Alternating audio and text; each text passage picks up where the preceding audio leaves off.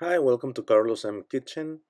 A few days ago, I made oxtail cordobés style, and with the leftover meat, I am making a few other dishes, like oxtail ravioli. That video is in the shorts section of my channel, and I will leave the videos at the end on the right side of the screen. I'm starting by sauteing the onions for 10 minutes so that the rice doesn't stick to the bottom of the pan. Now I add the pulled apart oxtail, and I want the protein to stick to the pan, but not the rice. Those are 3 chopped garlic cloves. Saute for 1 minute. See how the meat sticking to the pan? That's all flavor. Add some mushrooms, chopped mushrooms, and allow them to sweat for a couple of minutes. The beef broth is from the oxtail and is full of flavor, and I am using 3 parts of broth per 1 part of rice. That is round rice.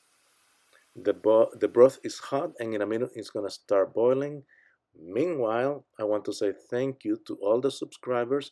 We are over 360 people in the channel, and my channel has more than 60,000 views thanks to you. I am deglazing the pan, and I raise the temperature to medium high.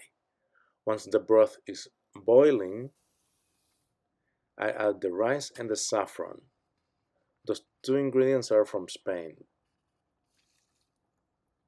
I added hot water to the saffron before to help it release its ink.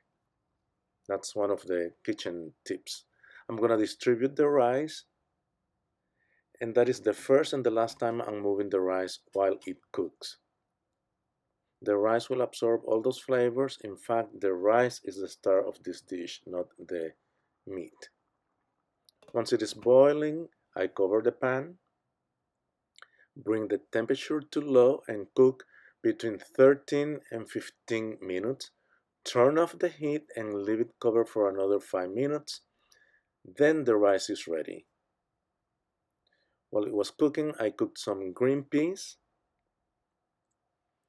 That will add a little color to the rice, and greens are good for us anyway.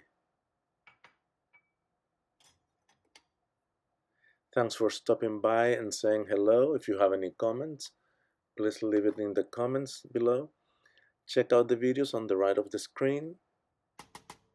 Chaito.